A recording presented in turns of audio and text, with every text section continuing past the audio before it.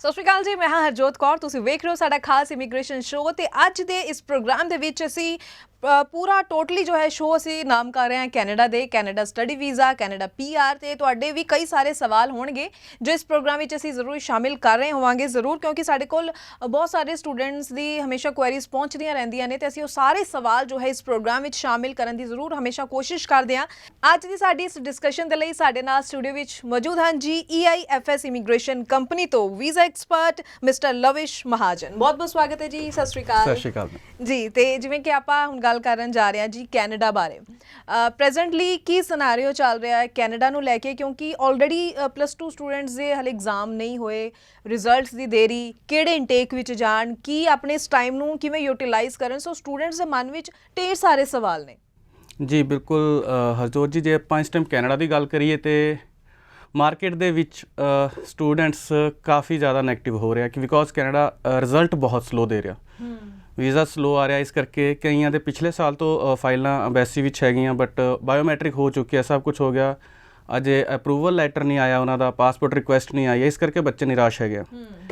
No doubt ਪਿਛਲਾ ਕੁਝ ਸਮਾਂ ਕਾਫੀ ਟਫ ਰਿਹਾ ਕਿਸੇ ਵੀ ਇੰਡਸਟਰੀ ਵਾਸਤੇ, ਚਾਹੇ ਇਮੀਗ੍ਰੇਸ਼ਨ ਹੋਵੇ ਚਾਹੇ ਅਦਰ ਹੋਣ, ਸਾਰੀ ਇਕੋਨਮੀ ਨੂੰ ਹਿੱਟ ਕੀਤਾ ਹੈ। But now everything is recovering, ਹਰ ਕੋਈ ਰਿਕਵਰ ਕਰ ਰਿਹਾ ਹੈ। ਅਤੇ ਮੇਰਾ ਖਾਸ ਕਰ ਬੱਚਿਆਂ ਵਾਸਤੇ ਸੰਦੇਸ਼ ਹੈਗਾ ਜਿਨ੍ਹਾਂ ਦੀਆਂ ਫਾਈਲਾਂ ਹਾਈ ਕਮਿਸ਼ਨ ਦੇ ਵਿੱਚ ਲੱਗੀਆਂ ਹੋਈਆਂ ਅਤੇ ਰਿਜ਼ਲਟ ਨਹੀਂ ਆ ਰਿਹਾ, ਤਾਂ ਕਿਤੇ ਨਾ ਕਿਤੇ ਨਿਰਾਸ਼ ਹੋ ਰਿਹਾ। ਨਿਰਾਸ਼ ਹੋਣ ਦੀ ਤੁਹਾਨੂੰ ਕੋਈ ਲੋੜ ਨਹੀਂ ਹੈਗੀ ਹੈ, ਬਹੁਤ ਛੇਤੀ ਤੁਹਾਡੇ ਰਿਜ਼ਲਟ ਤੁਹਾਨੂੰ ਮਿਲਣਾ ਸ਼ੁਰੂ ਹੋ ਜਾਣਗੇ। ਇਨਫੈਕਟ ਆਉਣਾ ਵੀ ਸ਼ੁਰੂ ਹੋ ਗਿਆ। EIFS ਦੇ ਰਿਜ਼ਲਟ ਪਿਛਲੇ ਹਫਤੇ ਦੇ ਵਿੱਚ 3 ਬੱਚਿਆਂ ਦੇ ਪੋਜ਼ੀਟਿਵ ਰਿਜ਼ਲਟ ਆਏ ਹੈ। ਐਂਡ ਗੁੱਡ ਨਿਊਜ਼ ਕਿ ਕੋਈ ਵੀ ਸਾਡਾ ਅਜੇ ਨੈਗੇਟਿਵ ਰਿਜ਼ਲਟ ਨਹੀਂ ਆਇਆ, ਪਾਸਪੋਰਟ ਰਿਕੁਐਸਟ ਲੈਟਰ ਆ ਰਹੇ ਹਨ। ਔਰ ਹੁਣ ਅਗਲਾ ਸੰਦੇਸ਼ ਮੇਰਾ ਉਹਨਾਂ ਬੱਚਿਆਂ ਵਾਸਤੇ ਹੈਗਾ ਕਿ ਜਿਨ੍ਹਾਂ ਨੇ 20 ਦੇ ਵਿੱਚ +2 ਕੀਤੀ ਸੀ ਔਰ ਅਜੇ ਸੋਚ ਰਿਹਾ ਕਿ ਆਪਾਂ ਹੁਣ ਕੀ ਕਰੀਏ, ਆਪਾਂ ਕਿਹੜੇ ਇਨਟੇਕ ਵਾਸਤੇ ਜਾਈਏ। ਸਾਡੇ ਕੋਲ ਇਸ ਟਾਈਮ ਜੁਲਾਈ ਇਨਟੇਕ ਵੀ ਹੈਗਾ, ਸਪਟੈਂਬਰ ਵੀ ਹੈਗਾ। ਜੁਲਾਈ ਮੈਂ ਇਸ ਟਾਈਮ ਕਿਸੇ ਬੱਚੇ ਨੂੰ ਰਿਕਮੈਂਡ ਨਹੀਂ ਕਰਾਂਗਾ ਬਿਕੋਜ਼ ਜੁਲਾਈ ਆਪਾਂ ਕਿਉਂ ਨਹੀਂ ਰਿਕਮੈਂਡ ਕਰ ਰਹੇ ਕਿ ਵੈਸੇ ਪ੍ਰੋਸੈਸ ਥੋੜ੍ਹਾ ਸਲੋ ਹੈਗਾ, ਅੰਬੈਸੀ ਦੇ ਵਿੱਚ ਫਾਈਲਾਂ ਪਈਆਂ ਹੋਈਆਂ ਕਾਫੀ ਜੋ ਉਹਨਾਂ ਦਾ ਰਿਜ਼ਲਟ ਦੇਣਾ ਆ। ਅਤੇ ਜੁਲਾਈ ਵਾਸਤੇ ਸਾਡੇ ਕੋਲ ਸਮਾਂ ਬਹੁਤ ਘੱਟ ਹੈਗਾ ਆ ਇੱਕ ਫਾਈਲ ਰੈਡੀ ਕਰਕੇ ਪੁੱਟ ਔਨ ਕਰਨ ਵਾਸਤੇ। ਸੈਕਿੰਡ ਥਿੰਗ, ਆਪਾਂ ਅੰਬੈਸੀ ਨੂੰ ਵੀ ਘੱਟ ਸਮਾਂ ਮਿਲੇਗਾ ਤੁਹਾਡੀ ਫਾਈਲ 'ਤੇ ਵਰਕਆਊਟ ਕਰਨ ਵਾਸਤੇ। ਤਾਂ ਜੋ ਇੱਕ ਮੇਰੀ ਪਰਸਨਲ ਰਿਕਮੈਂਡੇਸ਼ਨ ਹੈ ਬੀਇੰਗ ਅ ਕੰਸਲਟੈਂਟ, ਜੋ ਪਰਸਨਲ ਰਿਕਮੈਂਡੇਸ਼ਨ ਰਹੇਗੀ ਉਹ ਮੇਰੀ ਰਹੇਗੀ ਗੋ ਫॉर ਸਪਟੈਂਬਰ ਇਨਟੇਕ। ਤੁਹਾਡੇ ਕੋਲ ਵੀ ਸਮਾਂ ਹੋਏਗਾ ਆਪਣੀ ਫਾਈਲ ਰੈਡੀ ਕਰਨ ਨੂੰ, ਡਾਕੂਮੈਂਟੇਸ਼ਨ ਰੈਡੀ ਕਰਨ ਨੂੰ। ਇੱਕ ਕੰਸਲਟੈਂਟ ਕੋਲ ਸਾਡੇ ਕੋਲ ਵੀ ਸਮਾਂ ਰਹੇਗਾ ਕਿ ਆਪਾਂ ਤੁਹਾਡੀ ਫਾਈਲ ਵਧੀਆ ਤੋਂ ਵਧੀਆ ਤਰੀਕੇ ਨਾਲ ਰੈਡੀ ਕਰਕੇ ਹਾਈ ਕਮਿਸ਼ਨ ਦੇ ਅੱਗੇ ਵੀਜ਼ਾ ਦੇ ਵਾਸਤੇ ਪੁੱਟ ਔਨ ਕਰ ਸਕਦੇ ਹਾਂ। ਜੀ ਬਿਲਕੁਲ। ਸੋ ਤੁਸੀਂ ਜ਼ਰੂਰ ਇਹਨਾਂ ਚੀਜ਼ਾਂ ਨੂੰ ਸਮਝੋ, ਕਿਉਂਕਿ ਜਿਹੜੇ ਸਟੂਡੈਂਟਸ ਨੇ ਕਈ ਵਾਰੀ ਕਿਸੇ ਆਸ ਪੜੋਸ, ਆਪਣੇ ਕਿਸੇ ਫਰੈਂਡਸ ਜਾਂ ਰਿਸ਼ਤੇਦਾਰੀ ਵਿੱਚ ਕਿਸੇ ਦੀ ਗੱਲਾਂ ਸੁਣ ਕੇ ਉਹ ਜਿਹੇ ਡਿਸੀਜ਼ਨ ਲੈ ਲੈਂਦੇ ਨੇ ਜੋ ਕਿ ਬਿਲਕੁਲ ਵੀ ਤੁਹਾਡੇ ਫਿਊਚਰ ਦੇ ਲਈ ਸਹੀ ਨਹੀਂ ਹੁੰਦੇ। ਅਤੇ ਤੁਸੀਂ ਜਦ ਅੱਜ ਸਾਡਾ ਇਹ ਪ੍ਰੋਗਰਾਮ ਪੂਰਾ ਅਖੀਰ ਤੱਕ ਸੁਣੋਗੇ, ਦੇਖੋਗੇ ਤਾਂ ਤੁਹਾਨੂੰ ਕਈ ਚੀਜ਼ਾਂ ਇਹੋ ਜਿਹੀਆਂ ਪਤਾ ਚੱਲਣਗੀਆਂ ਜੋ ਤੁਹਾਡੇ ਫਿਊਚਰ ਨੂੰ ਸਿਕਿਉਰ ਕਰਨ ਵਿੱਚ ਤੁਹਾਡੀ ਹੈਲਪ ਜ਼ਰੂਰ ਕਰਨਗੀਆਂ। ਅਤੇ ਅਗਰ ਅਸੀਂ ਪ੍ਰੈਜ਼ੈਂਟਲੀ ਗੱਲ ਕਰੀਏ ਸਟੂਡੈਂਟਸ ਨੂੰ ਤਾਂ ਆਇਲਸ ਸਕੋਰ ਦੀ ਰਿਕੁਆਇਰਮੈਂਟ ਨੂੰ ਲੈ ਕੇ ਸਟੂਡੈਂਟਸ ਦੇ ਮਨ ਵਿੱਚ ਬੜਾ ਰਹਿੰਦਾ ਕਿ ਜਿੰਨਾ ਰਿਕੁਆਇਰਡ ਆਇਲਸ ਸਕੋਰ ਚਾਹੀਦਾ ਉਹਨਾਂ ਅਚੀਵ ਨਹੀਂ ਕਰ ਪਾਉਂਦੇ। ਤਾਂ ਕਿੰਨਾ ਕੁ ਜ਼ਰੂਰੀ ਹੈ ਕਿ ਐਗਜ਼ੈਕਟ ਉਹਨਾਂ ਹੀ ਆਇਲਸ ਸਕੋਰ ਲੈ ਕੇ ਅੱਗੇ ਵਧੀਏ, ਜਾਂ ਫਿਰ ਥੋੜ੍ਹੇ ਬਹੁਤੇ ਕਿਸੇ ਇੱਕ ਮੋਡਿਊਲ ਵਿੱਚ ਘੱਟ ਵੀ ਹੋਣ ਤਾਂ ਉਹ ਅਪਲਾਈ ਕਰ ਸਕਦੇ ਨੇ? ਜੀ ਬਿਲਕੁਲ, ਦੇਖੋ ਬਿਲਕੁਲ ਅਪਲਾਈ ਕਰ ਸਕਦੇ ਆ। ਇੱਥੇ ਇੱਕ ਸਿੰਪਲ ਜਿਹੀ ਗੱਲ ਆਉਂਦੀ ਹੈ ਮੈਮ ਕਿ ਜੋ ਮਾਰਕੀਟ ਦੇ ਵਿੱਚ ਖਊਆ ਜਿਹਾ ਬਣਿਆ ਹੋਇਆ SDS ਐਂਡ ਨੋਨ SDS ਕਿ 6 ਨਾਟ ਲੈਸ ਦੈਨ 6 ਹੋਏਗਾ ਤਾਂ ਹੀ ਵੀਜ਼ਾ ਆਏਗਾ। ਯੈਸ ਡਿਪੈਂਡਸ, SDS ਦੇ ਵਿੱਚ ਤੁਸੀਂ ਫਾਲ ਕਰਦੇ ਹੋ ਲੇਕਿਨ ਤੁਸੀਂ ਕੋਰਸ ਉੱਦਾਂ ਦਾ ਲਿਆ ਜਿਹਦੇ ਵਿੱਚ ਥੈਟੀਕਲ ਪਾਰਟ ਜ਼ਿਆਦਾ ਹੈਗਾ ਹੈ। ਸਾਨੂੰ ਲਿਖਣਾ ਔਰ ਪੜ੍ਹਨਾ ਜ਼ਿਆਦਾ ਪਏਗਾ, ਪ੍ਰੈਕਟੀਕਲ ਘੱਟ ਹੋਏਗਾ। ਦੈਨ ਤੁਹਾਡਾ ਆਇਲਸ ਜਿੰਨਾ ਵਧੀਆ ਹੋਏਗਾ ਹਾਈ ਕਮਿਸ਼ਨ ਜਾਂ ਵੀਜ਼ਾ ਆਫਿਸਰ ਨੂੰ ਉਨਾ ਜ਼ਿਆਦਾ ਚਾਂਸ ਲੱਗੇਗਾ ਕਿ ਬੱਚਾ ਉੱਧਰ ਜਾ ਕੇ ਜਰਨਲ ਪੜ੍ਹੇਗਾ ਔਰ ਪੜ੍ਹਾਈ ਪੂਰੀ ਕਰ ਸਕਦਾ ਹੈ। ਲੇਕਿਨ ਆਪਾਂ ਇੱਕ ਗੱਲ ਕਰਨੇ ਅੱਜ ਨੋਨ SDS ਦੀ ਜਾਂ ਬੱਚੇ ਦੀ ਵੀਕ ਪੜ੍ਹਦੀ, ਜਿੱਦਾਂ ਤੁਸੀਂ ਗੱਲ ਕੀਤੀ ਹੈ ਕਿ ਬਾਰ-ਬਾਰ ਆਇਲਸ ਕਰਨ ਤੋਂ ਬਾਵਜੂਦ ਵੀ ਉਹਨਾਂ ਆਇਲਸ ਦਾ ਸਕੋਰ ਉਹ ਕਰੈਕਟ ਨਹੀਂ ਕਰ ਪਾ ਰਿਹਾ, ਅਚੀਵ ਨਹੀਂ ਕਰ ਪਾ ਰਿਹਾ। ਤਾਂ ਕੀ ਉਹਦੇ ਵਾਸਤੇ ਕੈਨੇਡਾ ਦੇ ਦਰਵਾਜ਼ੇ ਬੰਦ ਹੈ? ਮੋਸਟਲੀ ਜੇ ਤੁਸੀਂ ਮਾਰਕੀਟ ਦੇ ਵਿੱਚ ਸਰਚ ਕਰੋਗੇ, ਕਹਿਣਾ ਨਹੀਂ ਚਾਹੀਦਾ ਬਟ ਹਾਂ ਫਰੈਂਡਸ, ਰਿਲੇਟਿਵ ਜਾਂ ਅਦਰ ਬੱਚੇ ਇਹੀ ਕਹਿਣਗੇ ਤੁਹਾਨੂੰ SDS ਸਕੋਰ ਨਹੀਂ ਆਇਆ, ਨਹੀਂ ਯਾਰ ਤੇਰਾ ਵੀਜ਼ਾ ਤੇ ਨਹੀਂ ਲੱਗੂਗਾ। ਇੱਧਰ ਮੇਰਾ ਹੀ ਇੱਕ ਸਿੰਪਲ ਜਿਹਾ ਕੁਐਸਚਨ ਹੈ, ਬਹਿ ਕੇ ਤੁਸੀਂ ਗੂਗਲ ਕਰਿਓ, ਸਰਚ ਕਰਿਓ ਜਾਂ ਸੋਚਿਓ। ਲੈਟਸ ਸੇ ਬੱਚਾ ਜਦੋਂ ਸਾਡੇ ਇੱਧਰ ਇੰਡੀਆ ਦੇ ਵਿੱਚ ਪੜ੍ਹਾਈ ਦੇ ਵਿੱਚ ਵੀਕ ਹੁੰਦਾ ਹੈ, ਆਪਾਂ ਨੂੰ 10ਵੀਂ 'ਚ ਪਤਾ ਲੱਗ ਜਾਂਦਾ ਹੈ, ਸਾਨੂੰ ਪਤਾ ਉਹ ਨੋਨ ਮੈਡੀਕਲ ਨਹੀਂ ਕਰ ਸਕਦਾ ਜਾਂ ਕਾਮਰਸ ਨਹੀਂ ਪੜ੍ਹ ਸਕਦਾ ਅਤੇ ਆਰਟਸ ਵੱਲ ਉਹਦਾ ਇੰਟਰਸਟ ਨਹੀਂ ਹੈਗਾ, ਤਾਂ ਆਪਾਂ ਜਾਂ ਪੇਰੈਂਟਸ ਕੀ ਕਰਦੇ ਹਾਂ, ਆਪਾਂ ਬੱਚੇ ਨੂੰ ਡਿਪਲੋਮਾ ਕਰਵਾਉਂਦੇ ਹਾਂ, ITI ਕਰਵਾਉਂਦੇ ਹਾਂ, ਇਲੈਕਟ੍ਰੀਸ਼ੀਅਨ ਦਾ ਕਰਵਾ ਦਿੰਦੇ ਹਾਂ, ਪਲੰਬਿੰਗ ਦਾ ਕਰਵਾ ਦਿੰਦੇ ਹਾਂ, ਡੀਜ਼ਲ ਮਕੈਨਿਕ ਦਾ ਕਰਵਾ ਦਿੰਦੇ ਹਾਂ। ਕਿਆ ਉਹ ਚੀਜ਼ ਪੜ੍ਹਾਈ ਨਹੀਂ ਹੈ? ਇਹੀਓ ਮੇਰਾ ਆਨਸਰ ਇੱਧਰ ਉਹਨਾਂ ਬੱਚਿਆਂ ਵਾਸਤੇ ਹੈਗਾ ਜਿਨ੍ਹਾਂ ਦੇ 1 ਜਾਂ 2 ਮੋਡਿਊਲ ਦੇ ਵਿੱਚ ਘੱਟ ਕੁਐਸਚਨ ਰਹਿ ਗਏ ਆ। ਤੁਸੀਂ ਬਹੁਤ ਘੱਟ ਸੁਣਿਆ ਹੋਣਾ ਕਿ ਇੱਦਾਂ ਦੇ ਕੋਰਸ ਵੀ ਕਿਆ ਕੈਨੇਡਾ ਦੇ ਵਿੱਚ ਹੁੰਦੇ ਆ ਜੋ ਕੋਈ ਕੰਸਲਟੈਂਟ ਪ੍ਰਮੋਟ ਹੀ ਨਹੀਂ ਕਰਦਾ। ਯਸ ਟਰੱਕਿੰਗ ਦਾ ਕੋਰਸ ਹੈਗਾ, ਡੀਜ਼ਲ ਮਕੈਨਿਕ ਦਾ ਕੋਰਸ ਹੈਗਾ, ਇਲੈਕਟ੍ਰੀਸ਼ੀਅਨ, ਪਲੰਬਰ, ਬ੍ਰਿਕ ਲੇਇੰਗ ਦੇ ਕੋਰਸਿਸ ਹੈਗੇ ਆ ਔਰ ਉਹਨਾਂ ਦੇ ਵਿੱਚ ਵੀਜ਼ਾ ਵੀ ਨਿਕਲਦੇ ਆ ਜਦੋਂ ਬੱਚੇ ਦਾ ਆਇਲਸ ਦਾ ਸਕੋਰ ਘੱਟ ਹੋਵੇ, because that is not a theoretical part. ਆਹ ਸਾਫ਼ ਜਿਹਾ ਇੱਕ ਆਨਸਰ ਹੈਗਾ ਹੈ ਕਿ ਉਹਦੇ ਵਿੱਚ ਤੁਹਾਨੂੰ ਪੜ੍ਹਾਈ ਘੱਟ ਕਰਨੀ ਪਊਗੀ ਤੇ ਤੁਸੀਂ ਪ੍ਰੈਕਟੀਕਲ ਜ਼ਿਆਦਾ ਕਰੋਗੇ। ਤਾਂ ਜੋ ਬੱਚੇ ਆਪਣਾ ਸਕੋਰ ਅਚੀਵ ਨਹੀਂ ਕਰ ਪਾਉਂਦੇ ਹੈ, ਜੇਕਰ ਉਹਨਾਂ ਵੀਜ਼ਾ ਲੈਣਾ ਹੈ then go for practical courses. EIFS ਕੋਲ ਨੀਅਰ ਅਬਾਊਟ 29 ਇੱਦਾਂ ਦੇ ਕਾਲਜਸ ਹੈਗੇ ਆ। ਇੱਕ ਨਾਮ ਲੈਣਾ ਸ਼ਾਇਦ ਕਿਸੇ ਨੇ ਸੁਣਿਆ ਨਹੀਂ ਹੋਏਗਾ, ਕਿਊਬਿਕ ਬਹੁਤ ਪ੍ਰਮੋਟ ਹੁੰਦਾ ਹੈ ਜਿਨ੍ਹਾਂ ਦੇ ਆਲ ਸਕੋਰ ਘੱਟ ਰਹਿ ਜਾਂਦਾ ਜਾਂ ਗੈਪ ਹੋਵੇ। ਇੱਕ ਮੈਂ ਕਾਲਜ ਦਾ ਨਾਮ ਲੈਣਾ ਰੋਜ਼ਮਾਊਂਟ। ਅੱਜ ਤੱਕ ਮੇਰੇ ਹਿਸਾਬ ਨਾਲ ਜਿੰਨੇ ਦਰਸ਼ਕ ਟੀਵੀ ਦੇਖ ਰਿਹਾ ਕਿਸੇ ਵੀ ਕੰਸਲਟੈਂਟ ਨੇ ਇਸ ਕਾਲਜ ਦਾ ਨਾਮ ਨਹੀਂ ਲਿਆ ਹੋਏਗਾ। ਇਹਦੇ ਵਿੱਚ LSBP ਦੇ ਵਿੱਚ ਤੁਸੀਂ ਜਾਓ, ਤੁਹਾਡੇ ਕੋਲ ਹੇਅਰ ਆਰਟ ਤੋਂ ਲੈ ਕੇ ਨੇਲ ਆਰਟ ਤੱਕ ਦੇ ਵੀ ਕੋਰਸਿਸ ਹੈਗੇ ਆ। ਐਂਡ ਇੱਦਾਂ ਨਹੀਂ ਹੈਗਾ ਕਿ ਮੈਂ ਜਸਟ ਇੱਧਰ ਟੀਵੀ ਤੇ ਬੋਲ ਰਿਹਾ ਆਪਣੀ ਕੰਪਨੀ ਨੂੰ ਪ੍ਰਮੋਟ ਕਰਨ ਵਾਸਤੇ, ਨਹੀਂ। ਯਸ ਥੀਸ ਕਾਲਜਸ ਐਗਜ਼ਿਸਟ ਆ ਕਰਦੇ ਆ ਔਰ ਇਹ ਕੋਰਸਿਸ ਵੀ ਹੈਗੇ ਆ। ਲੈਟਸ ਸੇ ਤੁਹਾਨੂੰ ਮੈਂ ਇੱਕ ਗੱਲ ਦੱਸਣਾ ਬਹੁਤ ਵੱਡੀ, ਜੋ ਨੇਲ ਆਰਟ ਦਾ ਕੋਰਸ ਹੈਗਾ ਆ ਇਹਦੇ ਵਿੱਚ ਸੀਟਾਂ ਦੀ 2 ਸਾਲ ਦੀ ਵੇਟਿੰਗ ਚੱਲ ਰਹੀ ਹੈ। ਅੱਛਾ ਜੀ। ਬਿਕੋਜ਼ ਇਸ ਕਾਲਜ ਦੇ ਵਿੱਚ ਸਿਰਫ 28 ਸੀਟਾਂ ਹੈਗੀਆਂ। ਓਕੇ। ਐਂਡ ਜਦੋਂ ਮੈਂ ਕੱਲ ਸਰਚ ਕੀਤਾ ਸੀਗਾ, ਮੇਰੇ ਕੋਲ ਕੋਈ ਬੱਚਾ ਆਇਆ ਸੀਗਾ ਤਾਂ ਮੈਂ ਆਲਰੇਡੀ ਦੇਖ ਕੇ ਬੱਚੇ ਨੂੰ ਮਨਾ ਕਰਤਾ ਕਿ ਰਾਜੇ ਇਹ ਤਾਂ 2023 ਤੱਕ ਆਲਰੇਡੀ ਸੀਟਾਂ ਸਾਰੀਆਂ ਦੀਆਂ ਬੁੱਕਡ ਹੈਗੀਆਂ। ਤਾਂ ਜੋ ਬੱਚੇ ਮਾਰਕਸ ਘੱਟ ਹੈਗੇ ਆ, ਸਟੱਡੀਜ਼ ਥੋੜ੍ਹੇ ਵੀਕ ਹੈ, ਬਟ ਉਹਨਾਂ ਨੂੰ ਆਪਣੇ ਹੱਥਾਂ 'ਤੇ ਯਕੀਨ ਹੈ ਕਿ ਮੈਂ ਪ੍ਰੈਕਟੀਕਲ ਕੰਮ ਵਧੀਆ ਕਰ ਸਕਣਾ, ਪ੍ਰੈਕਟੀਕਲ ਕੋਰਸ ਵਧੀਆ ਕਰ ਸਕਣਾ, ਪੜ੍ਹ ਸਕਣਾ ਮੈਂ। PRV ਦੇ ਵਿੱਚ ਈਜ਼ੀ ਹੈਗੀ ਹੈ, ਕੋਪ ਅਪ ਪ੍ਰੋਗਰਾਮ ਹੈਗਾ, then go for these type of courses. Okay ਠੀਕ ਹੈ। ਅਤੇ ਆਪਾਂ ਜਦੋਂ ਵੀਕ ਹੈਗਾ ਪ੍ਰੈਕਟੀਕਲ ਕੋਰਸਿਸ ਦੇ ਵਿੱਚ ਜਾਓ। ਤੁਸੀਂ ਫਾਈਲ ਜਦੋਂ ਹਾਈ ਕਮਿਸ਼ਨ ਲਾਓਗੇ, ਯਕੀਨ ਮੰਨੋ ਵੀਜ਼ਾ ਤੁਹਾਡਾ ਜ਼ਰੂਰ ਲੱਗੇਗਾ। ਜੀ ਬਿਲਕੁਲ। ਸੋ ਕਈ ਇਸ ਤਰ੍ਹਾਂ ਦੀ ਚੀਜ਼ਾਂ ਹੁੰਦੀਆਂ, ਕਈ ਇਸ ਤਰ੍ਹਾਂ ਦੀ ਆਪਸ਼ਨਸ ਹੁੰਦੀਆਂ ਜੋ ਸਾਨੂੰ ਨਹੀਂ ਪਤਾ ਹੁੰਦਾ ਔਰ ਸਾਨੂੰ ਲੱਗਦਾ ਕਿ ਸ਼ਾਇਦ ਸਾਡੇ ਲਈ ਕੋਈ ਰਸਤਾ ਬਚਿਆ ਹੀ ਨਹੀਂ ਹੈ। ਸੋ ਉਹ ਵੀ ਸਟੂਡੈਂਟਸ ਨਿਰਾਸ਼ ਨਾ ਹੋਣ ਜੋ ਹੈ ਥਿਓਰੈਟੀਕਲੀ ਜੋ ਪੜ੍ਹਾਈ ਲਿਖਣ ਸਮਝਣ 'ਚ ਜ਼ਿਆਦਾ ਨਹੀਂ, ਬਲਕਿ ਕਹਿੰਦੇ ਕਿ ਅਸੀਂ ਆਪਣੇ ਟੈਲੈਂਟ ਨੂੰ ਜੋ ਹੈ ਉਹ ਨਿਖਾਰਨਾ ਚਾਹੁੰਦੇ ਹਾਂ ਅਤੇ ਕੋਈ ਪ੍ਰੈਕਟੀਕਲ ਕੋਰਸ ਤਾਂ ਫਿਰ ਇਹਨਾਂ ਨੇ ਜਿਵੇਂ ਦੱਸਿਆ ਕਿ ਰੋਜ਼ਮਾਊਂਟ ਕਾਲਜ ਹੈ ਜਿੱਥੇ ਕਿ ਨੇਲ ਆਰਟ ਇਸ ਤਰੀਕੇ ਦੇ ਵੀ, ਕਿਉਂਕਿ ਸਟੂਡੈਂਟਸ ਇਸ ਨੂੰ ਅੱਗੋਂ ਲੌਂਗ ਟਰਮ ਵੀ ਆਪਣੇ ਕਰੀਅਰ ਦੇ ਲਈ ਬਹੁਤ ਅੱਛਾ ਮੌਕਾ ਉਹਨਾਂ ਨੂੰ ਮਿਲਦਾ ਹੈ ਕਿ ਇਸ ਤਰ੍ਹਾਂ ਦਾ ਟੈਲੈਂਟ ਤੁਹਾਡੇ ਕੋਲ ਹੋਏਗਾ ਤੇ ਤੁਸੀਂ ਆਪਣਾ ਵੀ ਬਿਜ਼ਨਸ ਜੋ ਹੈ ਕਦੀ ਵੀ ਸ਼ੁਰੂ ਕਰ ਸਕਦੇ ਹੋ। ਔਰ ਅੱਛੀ ਚੀਜ਼ ਹੁੰਦੀ ਹੈ ਕਿ ਕੋਈ ਵਧੀਆ ਸਿੱਖਿਆ ਪਿਆ ਹੋਵੇ। ਤੇ ਇਹੋ ਜਿਹੇ ਕੋਰਸਿਸ ਲਈ ਕੀ ਐਲੀਜੀਬਿਲਿਟੀ ਚਾਹੀਦੀ ਹੈ ਜਾਂ ਕਿਸ ਤਰ੍ਹਾਂ ਦੇ ਚੀਜ਼ਾਂ ਨੂੰ, ਕਿਸ ਤਰ੍ਹਾਂ ਦੇ ਡਾਕੂਮੈਂਟਸ, ਕੀ ਪ੍ਰੋਸੈਸ ਸੇਮ ਹੀ ਰਹਿੰਦਾ ਉਹਦੇ ਲਈ ਵੀ ਸਾਰਾ? ਦੇਖੋ ਪ੍ਰੋਸੈਸ ਸਾਰਾ ਕੁਝ ਸੇਮ ਹੈਗਾ। ਪ੍ਰੋਸੈਸ ਦੇ ਵਿੱਚ ਕੁਝ ਚੀਜ਼ ਨਹੀਂ ਹੈ, ਸੇਮ ਡਾਕੂਮੈਂਟੇਸ਼ਨ ਵਗੈਰਾ। ਜਿੱਦਾਂ ਆਪਾਂ ਬਿਜ਼ਨਸ ਦਾ ਕੋਰਸ ਲੈਂਦੇ ਹਾਂ, ਆਪਾਂ ਲੈਟਸ ਸੇ ਹੰਬਰ ਕਾਲਜ ਵਾਸਤੇ ਜੋ ਸਾਡੀ ਰਿਕੁਆਇਰਮੈਂਟ ਰਹਿੰਦੀ ਹੈ ਡਾਕੂਮੈਂਟੇਸ਼ਨ ਦੀ, ਇੱਦਾਂ ਦੀ ਹੈਗੀਆਂ। ਬਸ ਹਾਂ, ਜਿੱਥੇ ਸਾਡੇ ਮਾਰਕਸ ਆ ਜਾਂਦੇ ਜਾਂ ਆਇਲਸ ਦੀ ਰਿਕੁਆਇਰਮੈਂਟ ਆ ਜਾਂਦੀ ਆ, ਉੱਥੇ ਇਹ ਚੀਜ਼ ਥੋੜ੍ਹੀ ਜਿਹੀ ਘੱਟ ਜਾਂਦੀ ਆ। ਹੋ ਸਕਦਾ ਕਿ ਤੁਹਾਡੇ ਤੋਂ ਜੇਕਰ ਤੁਹਾਡਾ ਗੈਪ ਹੈਗਾ ਔਰ ਤੁਹਾਡਾ ਲੈਟਸ ਸੇ ਬਿਊਟੀਸ਼ੀਅਨ ਦੇ ਵਿੱਚ ਐਕਸਪੀਰੀਅੰਸ ਹੈਗਾ,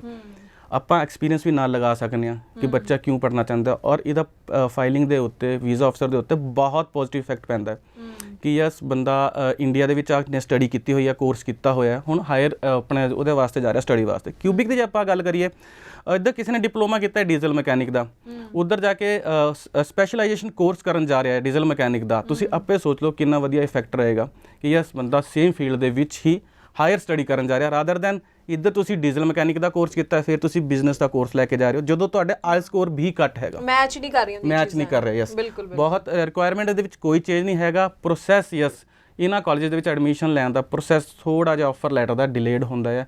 ਜਿੱਥੇ ਆਪਾਂ ਕਿਸੇ ਪ੍ਰਾਈਵੇਟ ਕਾਲਜ ਤੋਂ 2 ਦਿਨ 'ਚ ਆਫਰ ਲੈਟਰ ਲੈ ਲੈਂਦੇ ਹਾਂ, 3 ਦਿਨ 'ਚ ਲੈ ਲੈਣਾ, it may take 10 to 15 days ਵੀ ਲੱਗ ਸਕਦੇ ਆ ਤੁਹਾਡੇ ਆਫਰ ਲੈਟਰ ਆਉਣ ਨੂੰ। ਪਹਿਲਾਂ ਇੱਕ ਮੈਂ ਗੱਲ ਦੱਸ ਦਿੰਦਾ ਕਿਊਬਿਕ ਦੇ ਬਾਰੇ, ਮੋਸਟਲੀ ਸਾਰਿਆਂ ਨੂੰ ਪਤਾ ਹੈਗਾ, ਜਿਹਦੇ ਪਿੱਛੇ ਬੱਚਾ ਭੱਜਦਾ ਹੈ post study work permit.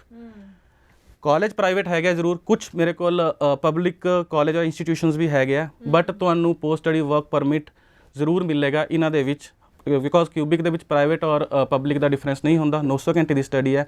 I am giving you 18 hours of study. 2 ਸਾਲ ਦਾ ਤੁਹਾਡਾ ਕੋਰਸ ਰਹੇਗਾ, 3 ਸਾਲ ਦੀ ਪੋਸਟ ਸਟੱਡੀ ਵਰਕ ਪਰਮਿਟ ਰਹੇਗਾ। ਅਤੇ ਇਹਦੇ ਵਿੱਚ ਤੁਹਾਨੂੰ ਪੋਸਟ ਸਟੱਡੀ ਵਰਕ ਪਰਮਿਟ ਦਾ ਬਾਰੇ ਸੋਚਣ ਦੀ ਲੋੜ ਨਹੀਂ ਹੈਗੀ ਹੈ। ਔਰ ਇਹਨਾਂ ਪ੍ਰੈਕਟੀਕਲ ਕੋਰਸਿਸ ਦੇ ਵਿੱਚ ਤੁਸੀਂ ਜਾਣਦੇ ਹੋ, ਜਦੋਂ ਹੀ ਤੁਹਾਡੀ ਸਟੱਡੀ ਕੰਪਲੀਟ ਹੁੰਦੀ ਹੈ, obviously post study work permit ਦੇ ਦੌਰਾਨ ਤੁਸੀਂ ਇੱਕ ਜੋਬ ਲੱਭੋਗੇ, ਤੁਹਾਨੂੰ ਕੋਈ ਨਾ ਕੋਈ ਇੰਪਲੋਇਰ ਮਿਲੇਗਾ, ਉਹ ਤੁਹਾਨੂੰ ਜੋਬ ਆਫਰ ਦੇਗਾ ਜਿਹਦੇ ਪਿੱਛੇ ਦੁਨੀਆ ਭੱਜਦੀ ਹੈ। ਐਟ ਦਾ ਸੇਮ ਟਾਈਮ ਤੁਹਾਨੂੰ ਕੰਮ ਕਰਨ ਦੀ ਲੋੜ ਨਹੀਂ ਪਏਗੀ। You can put your file for PR ਜੇ ਤੁਸੀਂ ਬਿਗਨਰ ਲੈਵਲ ਦੀ ਫ੍ਰੈਂਚ ਆਪਣੀ ਅਚੀਵ ਕਰ ਲਿੱਤੀ ਹੈ, ਜੋ ਕਿ ਕਿਊਬਿਕ ਦੇ ਵਿੱਚ ਤੁਸੀਂ during study free of cost ਕਰ ਸਕਦੇ ਹੋ ਤੇ ਤੁਹਾਨੂੰ ਉਹ ਸਿੱਖਣ ਦੇ ਪੈਸੇ ਵੀ ਮਿਲਦੇ ਆ। ਜੀ ਜੀ ਜੀ ਬਿਲਕੁਲ। ਸੋ ਇਸ ਦੇ ਨਾਲ ਹੀ ਜਿਵੇਂ ਆਪਾਂ ਗੱਲ ਕਰਦੇ ਹਾਂ ਐਸਡੀਐਸ ਤੇ ਨੌਨ ਐਸਡੀਐਸ ਕੈਟਾਗਰੀ ਦੀ, ਤੇ ਉਸਦੇ ਡਿਫਰੈਂਸ ਨੂੰ ਕਈ ਸਟੂਡੈਂਟਸ ਜ਼ਿਆਦਾ ਜੋ ਹੈ ਕਲੀਅਰ ਨਹੀਂ ਸਮਝ ਪਾਉਂਦੇ। ਮੈਂ ਜ਼ਰੂਰ ਚਾਹੂੰਗੀ ਕਿ ਇਹ ਵੀ ਜ਼ਰੂਰ ਕਲੀਅਰ ਕਰੋ ਉਹਨਾਂ ਸਟੂਡੈਂਟਸ ਲਈ ਜੋ ਕਿ ਫਰੈਸ਼ਰ ਹੀ ਨੇ ਔਰ ਇਹਨਾਂ ਚੀਜ਼ਾਂ ਨੂੰ ਸਮਝਣਾ ਚਾਹ ਰਹੇ ਨੇ। ਕੋਈ ਕਨਫਿਊਜ਼ਨ ਹੈ ਤਾਂ ਆਪਾਂ ਇਸ ਸ਼ੋਅ ਦੇ ਜ਼ਰੀਏ ਉਹਨਾਂ ਦੀ ਐਸਡੀਐਸ ਤੇ ਨੌਨ ਐਸਡੀਐਸ ਨੂੰ ਲੈ ਕੇ ਜੋ ਕਨਫਿਊਜ਼ਨ ਹੈ ਉਸਨੂੰ ਵੀ ਕਲੀਅਰ ਜ਼ਰੂਰ ਕਰੀਏ। ਜੀ ਬਿਲਕੁਲ ਹਰਜੋਤ ਜੀ, ਜੇ ਆਪਾਂ ਐਸਡੀਐਸ ਔਰ ਨੌਨ ਐਸਡੀਐਸ ਦੀ ਗੱਲ ਕਰੀਏ ਤੇ ਕੁਝ ਕਰ ਬੱਚਿਆਂ ਦੇ ਮਨ ਵਿੱਚ ਭ੍ਰਾਂਤੀ ਹੈਗੀ ਹੈ ਕਿ ਐਸਡੀਐਸ ਔਰ ਨੌਨ ਐਸਡੀਐਸ ਕਾਲਜ ਹੁੰਦੇ ਆ। ਨੋ, ਉਹ ਪਹਿਲਾਂ ਸੀਗਾ ਐਸਪੀਪੀ ਨੌਨ ਐਸਪੀਪੀ। ਐਸਡੀਐਸ ਔਰ ਨੌਨ ਐਸਡੀਐਸ ਜਸਟ ਇੱਕ ਪ੍ਰੋਫਾਈਲ ਹੈ, ਚੈੱਕ ਲਿਸਟ ਹੈ ਜੇਕਰ ਬੱਚਾ ਇਹਦੇ ਵਿੱਚ ਫਾਲ ਕਰਦਾ ਜਾਂ ਨਹੀਂ ਕਰਦਾ। ਯਸ, ਐਸਡੀਐਸ ਦੇ ਵਿੱਚ 6 ਨਾਟ ਲੈਸ ਦੈਨ 6 1 ਸਾਲ ਦੀ ਫੀਸ ਪੇ ਕਰਨੀ ਹੈ ਤੇ ਤੁਸੀਂ ਜੀਆਈਸੀ ਖੁਲਵਾਉਣਾ ਹੈ। 1 ਸਾਲ ਦਾ ਜੀਆਈਸੀ ਤੁਹਾਡਾ ਉਹਦੇ ਵਿੱਚ ਜਾਏਗਾ $10,200 ਤੇ ਇੱਕ ਡੀਐਲਆਈ ਕਾਲਜ ਤੋਂ ਤੁਹਾਡਾ ਐਲਓ ਲੈਟਰ ਆਫ ਅਸੈਪਟੈਂਸ ਹੋਣੀ ਚਾਹੀਦੀ ਹੈ। ਜੇ ਆਪਣੇ 6 ਨਾਟ ਲੈਸ ਦੈਨ 6 ਹੈਗਾ, 1 ਸਾਲ ਦੀ ਫੀਸ ਭਰ ਸਕਨੇ ਆ, ਜੀਆਈਸੀ ਹੈਗਾ ਹੈ, then we fall in SDS checklist. ਤਾਂ ਸਾਡੇ 4 ਡਾਕੂਮੈਂਟ ਹੀ ਲੱਗਣਗੇ। ਐਸਓਪੀ ਮੈਂਡੇਟਰੀ ਨਹੀਂ ਹੈਗੀ ਹੈ ਬਟ ਆਪਸ਼ਨਲ ਦੇ ਵਿੱਚ ਤੁਸੀਂ ਅਪਲੋਡ ਕਰ ਸਕਦੇ ਹੋ। ਜੇਕਰ ਪ੍ਰੋਫਾਈਲ ਦੇ ਵਿੱਚ ਗੈਪ ਹੈਗਾ ਆ ਦੈਨ ਜੋ ਤੁਹਾਡਾ ਐਕਸਪੀਰੀਅੰਸ ਹੈਗਾ ਉਹ ਤੁਸੀਂ ਅਦਰ ਡਾਕੂਮੈਂਟ ਦੇ ਵਿੱਚ ਗੈਪ ਨੂੰ ਕਵਰ ਕਰਨ ਵਾਸਤੇ ਸ਼ੋਅ ਕਰ ਸਕਦੇ ਹੋ। ਜੇਕਰ ਆਪਣੇ ਕਿਸੇ ਵੀ ਬੈਂਡ ਦੇ ਵਿੱਚ ਕਿਸੇ ਵੀ ਮੋਡਿਊਲ ਦੇ ਵਿੱਚ ਆਇਲ ਸਕੋਰ ਦੇ ਵਿੱਚ 6 ਤੋਂ ਘੱਟ ਗਿਆ ਸਕੋਰ, ਕਿਸੇ ਇੱਕ ਦੇ ਵਿੱਚ 5 ਜਾਂ 5.5 ਆ ਗਏ, ਤਾਂ ਆਟੋਮੈਟਿਕਲੀ ਤੁਸੀਂ ਜੋ ਆਪਣਾ ਮੂਵ ਕਰ ਜਾਂਦੇ ਹੋ ਨੌਨ ਐਸਟੀਐਸ ਕੈਟਾਗਰੀ ਦੇ ਵਿੱਚ। ਇਹਦਾ ਮਤਲਬ ਆ ਨਹੀਂ ਹੈਗਾ ਕਿ ਤੁਹਾਡਾ ਵੀਜ਼ਾ ਨਹੀਂ ਆਉਣਾ। ਇਹਦਾ ਮਤਲਬ ਇਹ ਹੈਗਾ ਕਿ ਤੁਹਾਡੀ ਚੈੱਕਲਿਸਟ ਬਦਲ ਗਈ ਹੈ। ਤੁਹਾਨੂੰ ਹੁਣ ਆਪਣੇ ਫਿਊਚਰ ਸਟੱਡੀ ਜੋ ਪਲਾਨ, ਸਟੇ ਔਰ ਸਟੱਡੀ ਦੀ ਕਾਸਟਿੰਗ ਹੈਗੀ ਹੈ ਉਹਦੇ ਫਾਈਨੈਂਸ਼ੀਅਲਸ ਨਾਲ ਸ਼ੋਅ ਕਰਨੇ ਪੈਣੇ ਆ, ਸੋਰਸ ਆਫ ਇਨਕਮ ਸ਼ੋਅ ਕਰਨਾ ਪੈਣਾ ਹੈ। ਜਿੱਦਾਂ ਕਿ ਆਪਣੇ ਪੇਰੈਂਟਸ ਕੀ ਕਰਦੇ, ਐਗਰੀਕਲਚਰਿਸਟ ਹੈਗਾ, ਬਿਜ਼ਨਸਮੈਨ ਹੈਗਾ ਜਾਂ ਗਵਰਨਮੈਂਟ ਜਾਂ ਪ੍ਰਾਈਵੇਟ ਇੰਪਲੋਈ ਹੈਗੇ, ਉਹ ਤੁਹਾਡੀ ਡਾਕੂਮੈਂਟੇਸ਼ਨ ਵੱਧ ਜਾਂਦੀ ਆ। ਹੋਰ ਕੋਈ ਫਰਕ ਨਹੀਂ ਪੈਂਦਾ। SDS and non SDS just check list ਹੈ, ਤੁਹਾਡੇ ਡਾਕੂਮੈਂਟ ਕਿੱਦਾਂ ਹਾਈ ਕਮਿਸ਼ਨ ਵਿੱਚ ਸਬਮਿਟ ਹੋਣੇ ਆ। ਕੋਈ ਕਾਲਜ ਦੇ ਵਿੱਚ ਰੋਲ ਨਹੀਂ ਹੁੰਦਾ, ਕੋਈ ਕੁਝ ਨਹੀਂ ਹੁੰਦਾ। ਐਸਡੀਐਸ ਦੇ ਨਾਲ ਤੁਸੀਂ ਜ਼ਰੂਰੀ ਨਹੀਂ ਹੈ ਪਬਲਿਕ ਵਿੱਚ ਵੀ ਜਾ ਸਕਦੇ ਹੋ। If you want to go in private college ਤੁਸੀਂ ਜਾ ਸਕਦੇ ਹੋ। ਜੇ ਕੋਈ ਪਬਲਿਕ ਕਾਲਜ ਤੁਹਾਨੂੰ ਲੋ ਆਇਲ ਸਕੋਰ ਤੇ ਵੀ ਐਕਸੈਪਟ ਕਰਦਾ ਹੈ, ਜੇਕਰ ਤੁਸੀਂ ਨੌਨ ਐਸਟੀਐਸ ਤੋਂ ਫਾਲ ਕਰਦੇ ਹੋ ਤਾਂ ਤੁਸੀਂ ਪਬਲਿਕ ਕਾਲਜ ਦੇ ਵਿੱਚ ਵੀ ਜਾ ਸਕਦੇ ਹੋ। ਤਾਂ ਇੱਕ ਮਨ ਤੋਂ ਭ੍ਰਾਂਤੀ ਤੁਸੀਂ ਆ ਕਰ ਦਿਓ ਕਿ ਐਸਟੀਆਰ ਔਰ ਨੌਨ ਐਸਟੀਆਰ ਜੋ ਹੈਗੇ ਆ ਕਾਲਜ ਹੈਗਾ, ਨੋ। ਇਹ ਜਸਟ ਆਪਾਂ ਡਾਕੂਮੈਂਟ ਕਿੱਦਾਂ ਰੈਡੀ ਕਰਨੇ ਆ ਉਹਦੀ ਚੈੱਕਲਿਸਟ ਹੈਗੀ ਆ। ਜੀ ਜੀ ਜੀ ਬਿਲਕੁਲ। ਤੇ ਨਾਲ ਦੀ ਨਾਲ ਕਈ ਵਾਰੀ ਸਟੂਡੈਂਟਸ ਨੂੰ ਇਹ ਵੀ ਹੁੰਦਾ ਕਿ ਕਿਸ ਤਰ੍ਹਾਂ ਦੇ ਕਾਲਜ ਦੀ ਚੋਣ ਕਰਨੀ ਚਾਹੀਦੀ ਹੈ। ਗਵਰਨਮੈਂਟ ਕਾਲਜ ਸਹੀ ਰਹਿੰਦਾ ਹੈ ਕਿ ਪ੍ਰਾਈਵੇਟ ਕਾਲਜ? ਲੌਂਗ ਟਰਮ ਆਪਾਂ ਨੂੰ ਕਿਸ ਤਰ੍ਹਾਂ ਦੇ ਕਾਲਜ ਵਿੱਚ ਐਡਮਿਸ਼ਨ ਕਰਾਏ ਤੇ ਫਾਇਦਾ ਮਿਲੇਗਾ? ਦੇਖੋ, ਪਬਲਿਕ ਕਾਲਜ ਸਭ ਤੋਂ ਜੋ ਮੇਰੀ ਪ੍ਰੈਫਰੈਂਸ ਰਹਿੰਦੀ ਹੈ, ਸਭ ਤੋਂ ਪਹਿਲਾਂ ਤਾਂ ਮੈਂ ਪ੍ਰੈਫਰ ਕਰਨਾ ਯੂਨੀਵਰਸਿਟੀ ਨੂੰ। ਜੀ ਨੋ ਡਾਊਟ ਯੂਨੀਵਰਸਿਟੀ ਵਿੱਚ ਸਟੱਡੀ ਬਹੁਤ ਕਾਸਟਲੀ ਹੈ। 4 ਸਾਲ ਦੀ ਆਪਾਂ ਡਿਗਰੀ ਲੈਂਦੇ ਹਾਂ। ਫੀਸਿਸ ਨਾਰਮਲੀ ਜੋ ਆਪਾਂ ਕਾਲਜ ਨੂੰ $14-15,000 ਮਿਲ ਜਾਂਦੀ ਹੈ, ਉੱਥੇ $22,000 ਹੋ ਜਾਂਦੀ ਹੈ। ਪੇਰੈਂਟਸ 'ਤੇ ਬਰਡਨ ਪੈ ਜਾਂਦਾ। But universities the study tough, 4 ਸਾਲ ਲਗਾਤਾਰ ਪੜ੍ਹਨਾ ਬੱਚਾ ਕਈ ਵਾਰ ਪਜ਼ਲ ਹੋ ਜਾਂਦਾ ਇਹਦੇ ਵਿੱਚ। ਅਤੇ ਜੇਕਰ ਤੁਸੀਂ ਯੂਨੀਵਰਸਿਟੀ ਅਫੋਰਡ ਨਹੀਂ ਕਰ ਸਕਦੇ ਜਾਂ ਤੁਹਾਨੂੰ ਸੀਟ ਨਹੀਂ ਮਿਲ ਰਹੀ ਹੈ then you can go for public college. Public college ਆਪਾਂ ਕਿਉਂ ਪ੍ਰੈਫਰ ਕਰਨੇ ਆ? Post study work permit. Quebec ਦਾ ਮੈਂ ਤੁਹਾਨੂੰ ਦੱਸ ਚੁੱਕਿਆ ਕਿ ਪ੍ਰਾਈਵੇਟ ਔਰ ਪਬਲਿਕ ਕਾਲਜ ਦਾ ਕੋਈ ਫਰਕ ਨਹੀਂ ਪੈਂਦਾ, ਤੁਹਾਨੂੰ ਪੋਸਟ ਸਟੱਡੀ ਵਰਕ ਪਰਮਿਟ ਮਿਲਣਾ ਹੀ ਮਿਲਣਾ। ਜੇ ਤੁਸੀਂ ਪ੍ਰਾਈਵੇਟ ਕਾਲਜ 'ਚ ਪੜ੍ਹਦੇ ਹੋ ਤਾਂ ਨਾਲੋਂ ਨਾਲ ਤੁਸੀਂ ਨਾਲ ਜੋ ਜੋਬ 20 ਘੰਟੇ ਦੀ ਆਪਣੀ ਹੈਗੀ ਆ ਉਹ ਵੀ ਤੁਸੀਂ ਕਰ ਸਕਦੇ ਹੋ। ਉਹਦੇ 'ਚ ਕੋਈ ਫਰਕ ਨਹੀਂ ਹੈਗਾ ਪਬਲਿਕ ਜਾਂ ਪ੍ਰਾਈਵੇਟ ਕਾਲਜ ਦਾ। ਲਾਸਟ ਥਿੰਗ ਜੋ ਇੱਕ ਮੈਂ ਕਹਿਣਾ ਚਾਹੁੰਦਾ ਕਿ ਵਟਸਐਪ ਕਿ ਆਪਾਂ ਜੇ ਬਰੈਂਪਟਨ ਜਾਂ ਮਿਸੀਸਾਗਾ ਜਾਣਾ ਜਾਂ ਸਾਰਨੀਆ ਜਾਣਾ ਔਰ ਆਪਾਂ ਉੱਧਰ ਜੋ ਪਬਲਿਕ ਕਾਲਜ ਹੈਗਾ ਉਹਦੀ ਰਿਕੁਆਇਰਮੈਂਟ ਅਚੀਵ ਨਹੀਂ ਕਰ ਰਹੇ, ਫਿਰ ਆਪਾਂ ਕੀ ਕਰੀਏ? We can not go there. ਨਹੀਂ, ਇੱਦਾਂ ਨਹੀਂ ਹੈਗਾ, ਕੋਈ ਰਸਤਾ ਬੰਦ ਨਹੀਂ ਹੈਗਾ। ਆਪਾਂ ਨੂੰ ਥੋੜ੍ਹਾ ਜਿਹਾ ਕੰਪਰੋਮਾਈਜ਼ ਆ ਕਰਨਾ ਪੈਂਦਾ ਕਿ first go for private college. 1 ਸਾਲ ਦਾ ਤੁਸੀਂ ਸਰਟੀਫਿਕੇਟ ਕੋਰਸ ਲੈ ਲਓ, 1 ਸਾਲ ਦੀ ਤੁਸੀਂ ਸਟੱਡੀ ਕਰ ਲਓ ਉੱਧਰ। ਉਸ ਤੋਂ ਬਾਅਦ ਤੁਸੀਂ ਆਟੋਮੈਟਿਕਲੀ ਐਲੀਜੀਬਲ ਹੋ ਜਾਂਦੇ ਹੋ। You can go for public college also, because Canada government ਦਾ ਇੱਕ ਰੂਲ ਹੈਗਾ ਕਿ ਜੇ ਤੁਹਾਡੀ ਲਾਸਟ ਐਜੂਕੇਸ਼ਨ ਕੈਨੇਡੀਅਨ ਹੈਗੀ ਹੈ ਤਾਂ ਤੁਹਾਨੂੰ ਆਇਲਸ ਦੀ ਰਿਕੁਆਇਰਮੈਂਟ ਨਹੀਂ ਰਹੇਗੀ। ਸੋ ਤੁਹਾਡਾ 1 ਸਾਲ ਦਾ ਕੋਰਸ ਹੋ ਗਿਆ ਕੈਨੇਡਾ ਤੋਂ, ਪ੍ਰਾਈਵੇਟ ਕਾਲਜ ਤੋਂ, then you can move on to public college also. ਅਗਲੇ 2 ਸਾਲ ਦਾ ਤੁਸੀਂ ਸਟੱਡੀ ਲੈ ਕੇ ਫਿਰ ਪੋਸਟ ਸਟੱਡੀ ਵਰਕ ਪਰਮਿਟ 'ਤੇ ਰਹਿ ਸਕਦੇ ਹੋ। ਨੁਕਸਾਨ ਇਹਦੇ ਵਿੱਚ ਕੀ ਹੋਏਗਾ? 1 ਸਾਲ ਜ਼ਿਆਦਾ ਪੜ੍ਹਨਾ ਪਏਗਾ। ਸਿਰਫ ਇੰਨਾ ਜਿਹਾ 1 ਸਾਲ ਜ਼ਿਆਦਾ ਪੜ੍ਹਨਾ ਪਏਗਾ। ਬਟ ਆਪਾਂ ਜਿਹਦਾ ਪੋਜ਼ੀਟਿਵ ਪੁਆਇੰਟ ਵੇਖੀਏ, ਉਹ ਆਪਾਂ 1 ਸਾਲ 'ਚੋਂ ਜ਼ਿਆਦਾ ਪੜ੍ਹਿਆ, ਨਾਲੋਂ ਨਾਲ 20 ਘੰਟੇ ਹਫਤੇ ਤੇ ਕੰਮ ਕਰਕੇ ਡਾਲਰ ਵੀ ਤੇ ਕਮਾਇਆ, ਜਿਹਦੇ ਪਿੱਛੇ ਸਾਰੇ ਜਾਂਦੇ ਆ। ਬਿਲਕੁਲ ਬਿਲਕੁਲ ਬਿਲਕੁਲ। ਸੋ ਬਿਲਕੁਲ, ਤੇ ਤੁਹਾਨੂੰ ਸਹੀ ਗਾਈਡੈਂਸ ਦੇ ਲਈ ਹੀ ਜੋ ਹੈ ਅਸੀਂ ਅੱਜ ਸਟੂਡੀਓ ਦੇ ਵਿੱਚ EIFS ਇਮੀਗ੍ਰੇਸ਼ਨ ਕੰਪਨੀ ਤੋਂ ਲਵਿਸ਼ ਮਹਾਜਨ ਜੀ ਨੂੰ ਬੁਲਾਇਆ ਹੋਇਆ ਤਾਂ ਕਿ ਤੁਸੀਂ ਇਹਨਾਂ ਦੀ ਗਾਈਡੈਂਸ ਦੇ ਉੱਪਰ ਆਪਣੇ ਫਿਊਚਰ ਨੂੰ ਜ਼ਰੂਰ ਸਿਕਿਉਰ ਕਰੋ। ਤੇ ਨਾਲ ਦੀ ਨਾਲ ਅਗਰ ਤੁਸੀਂ ਇਹਨਾਂ ਨਾਲ ਗੱਲ ਵੀ ਕਰਨਾ ਚਾਹੁੰਦੇ ਹੋ ਤਾਂ ਸਕਰੀਨ 'ਤੇ ਨੰਬਰ ਜੋ ਹੈ ਲਗਾਤਾਰ ਡਿਸਪਲੇ ਹੋ ਰਿਹਾ, ਤੁਸੀਂ ਇਸ ਉੱਪਰ ਗੱਲ ਕਰਕੇ EIFS ਇਮੀਗ੍ਰੇਸ਼ਨ ਕੰਪਨੀ ਦੇ ਕੰਸਲਟੈਂਟਸ ਨਾਲ ਵੀ ਗੱਲ ਕਰ ਸਕਦੇ ਹੋ। ਜੇਕਰ ਤੁਸੀਂ ਮਿਲਣਾ ਚਾਹੁੰਦੇ ਹੋ ਇਹਨਾਂ ਨੂੰ ਖੁਦ ਤਾਂ ਤੁਸੀਂ ਵਿਜ਼ਿਟ ਕਰ ਸਕਦੇ ਹੋ। ਚੰਡੀਗੜ੍ਹ ਵਿੱਚ ਇਹਨਾਂ ਦਾ ਆਫਿਸ ਹੈ। ਆਪਣੇ ਡਾਕੂਮੈਂਟਸ ਲੈ ਕੇ ਆਪਣੇ ਪੇਰੈਂਟਸ ਨੂੰ ਨਾਲ ਲੈ ਕੇ ਜ਼ਰੂਰ ਪਹੁੰਚੋ ਤਾਂ ਕਿ ਤੁਹਾਡੇ ਜੋ ਡਾਕੂਮੈਂਟਸ ਹੈ ਉਸ ਨੂੰ ਸਹੀ ਤਰੀਕੇ ਨਾਲ ਅਸੈਸ ਕਰਕੇ ਤੁਹਾਨੂੰ ਸਹੀ ਗਾਈਡ ਕੀਤਾ ਜਾ ਸਕੇ ਕਿ ਤੁਸੀਂ ਕਿਹੜੀ ਬੈਸਟ ਆਪਸ਼ਨ ਦਾ ਫਾਇਦਾ ਚੱਕ ਸਕਦੇ ਹੋ। ਆਪਾਂ ਅੱਜ ਕੈਨੇਡਾ ਦੀ ਖਾਸ ਤੌਰ 'ਤੇ ਗੱਲ ਕਰ ਰਹੇ ਹਾਂ, ਤਾਂ ਅੱਗੋਂ ਅਸੀਂ ਗੱਲ ਕਰੀਏ ਤਾਂ SOP ਦਾ ਰੋਲ ਜੋ ਹੈ ਬਹੁਤ ਜ਼ਿਆਦਾ ਮੇਨ ਹੁੰਦਾ ਹੈ ਅਤੇ ਕਈ ਵਾਰੀ ਸਟੂਡੈਂਟ ਦੀ ਪ੍ਰੋਫਾਈਲ ਬਹੁਤ ਅੱਛੀ ਹੁੰਦੀ ਹੈ, ਆਇਲਸ ਦੇ ਵਿੱਚ ਬੈਂਡ ਸਕੋਰ ਵੀ ਅੱਛਾ ਆਇਆ ਹੁੰਦਾ, ਲੇਕਿਨ SOP ਦੀ ਵਿੱਚ ਗਲਤੀ ਕਰਕੇ ਜੋ ਹੈ ਸਟੂਡੈਂਟ ਦਾ ਰਿਫਿਊਜ਼ਲ ਲੱਗ ਜਾਂਦਾ। ਤਾਂ ਮੈਂ ਇੱਥੇ ਜ਼ਰੂਰ ਜਾਣਨਾ ਚਾਹੂੰਗੀ ਕਿ ਜੋ ਤੁਹਾਡੀ ਕੰਪਨੀ ਵੱਲੋਂ ਕਿਸ ਤਰ੍ਹਾਂ ਦੇ ਆਬਜੈਕਟਿਵ ਦੇ ਨਾਲ ਕੰਮ ਕੀਤਾ ਜਾਂਦਾ ਹੈ, ਕਿਉਂਕਿ ਕਿਸ ਤਰੀਕੇ ਨਾਲ SOPs ਦੇ ਉੱਪਰ ਕੰਮ ਕੀਤਾ ਜਾਂਦਾ, ਕਿਉਂਕਿ ਹਰ ਇੱਕ ਪ੍ਰੋਫਾਈਲ ਡਿਫਰੈਂਟ ਹੁੰਦੀ ਹੈ, ਤਾਂ ਕਿਸ ਤਰੀਕੇ ਨਾਲ ਬਣਾਈਆਂ ਜਾਂਦੀਆਂ SOP?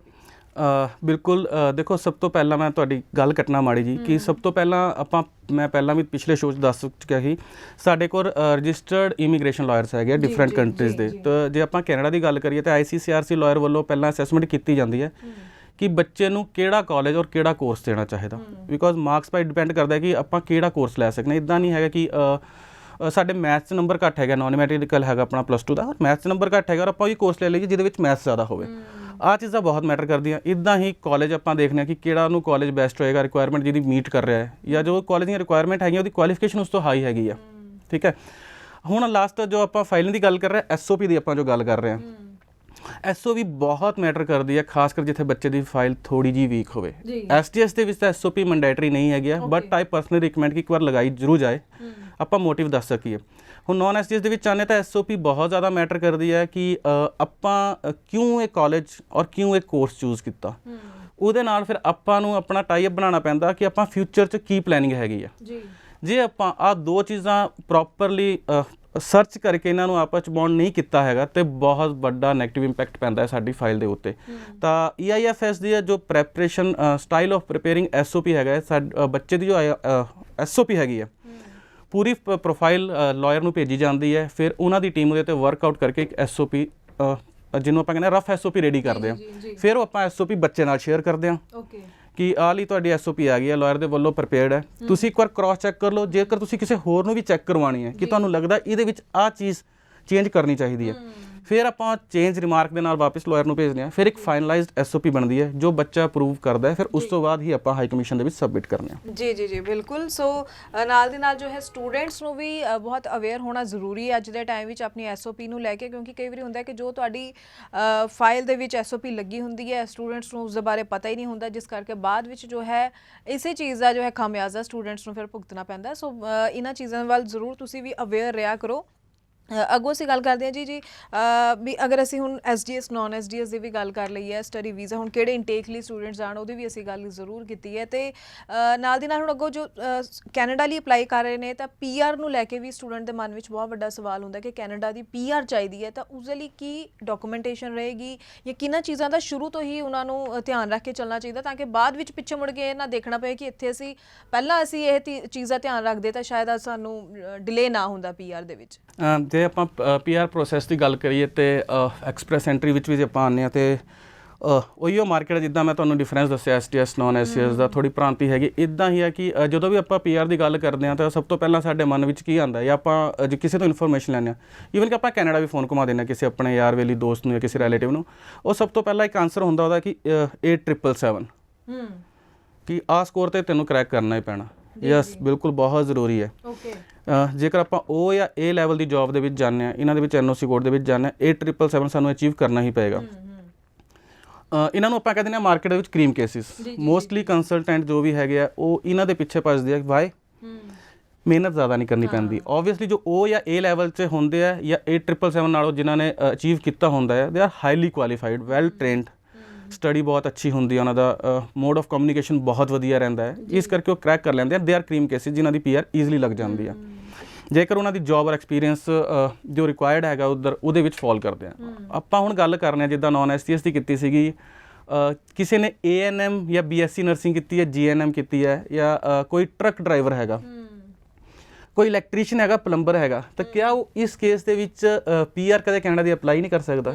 ਕੀ ਕੈਨੇਡਾ ਨੇ ਉਹਦੇ ਵਾਸਤੇ ਦਰਵਾਜ਼ੇ ਆਪਣੇ ਬੰਦ ਕੀਤੇ ਹੋਏ ਆ?